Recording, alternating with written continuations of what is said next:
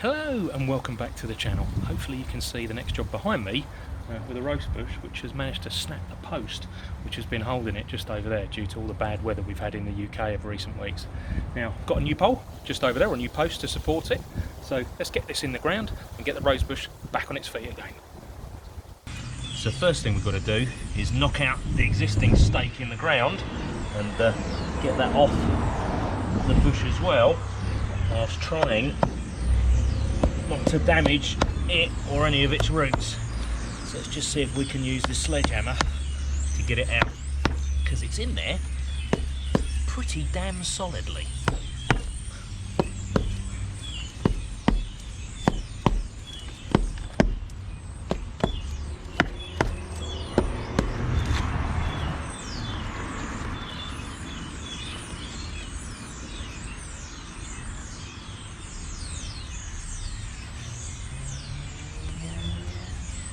Well, other than that snapping, that's been in there for the last year or two. That's actually lasted really quite well.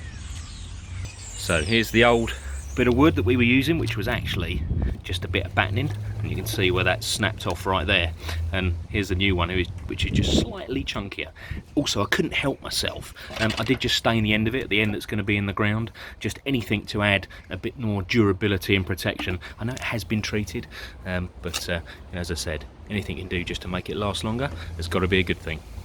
So two things here were really in my favour and should have made this easier than it actually was, because it does look as though I'm putting quite a lot of effort into getting this in the ground.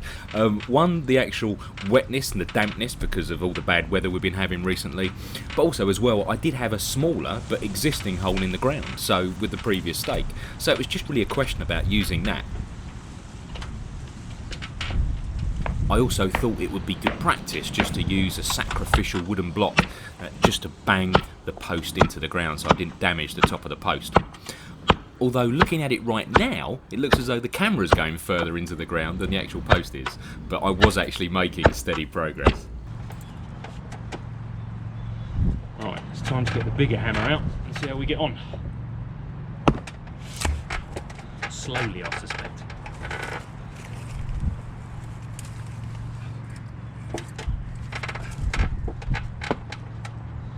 But as long as this works, it doesn't really matter how quick it is. Probably should have got 2 blocks of wood.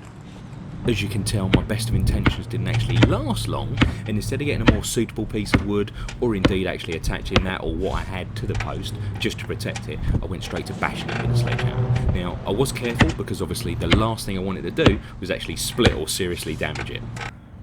So that's now in the ground and looking pretty damn straight, so pleased with that. Also as well, let's just do the wiggle test.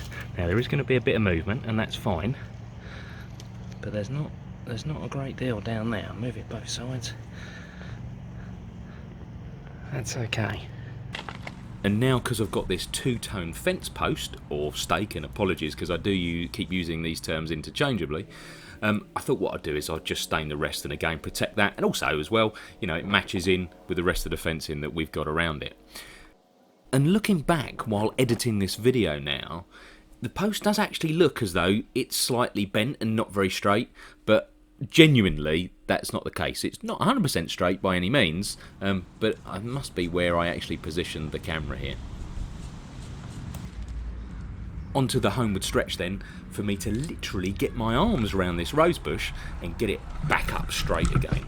Now, it wasn't as bad as it sounds. Even though there were plenty of thorns on it, there were quite a few good handholds, and as long as I didn't move my hands or arms around too much, it was going to be fine.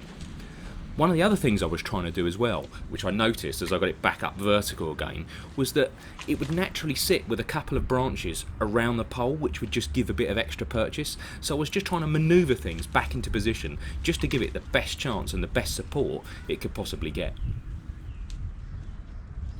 Although you can't see it here, it did take me a few minutes to get the rosebush attached to the post. It was just one of those times in terms of holding it and actually moving the binding around the bush. So you just needed really an extra pair of hands.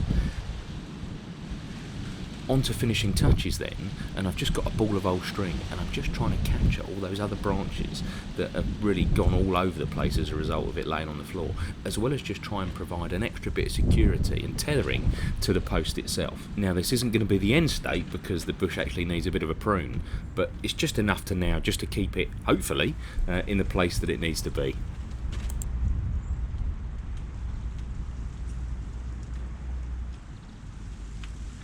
Thanks very much for joining me again on the channel. I think that's gone quite well, but obviously the test of time will be how it stands up to the weather, but fingers crossed, because if that doesn't work then what I'm going to have to do is actually put a proper fence post in there to hold it. But anyway, I'll see you soon with some more videos, and please subscribe.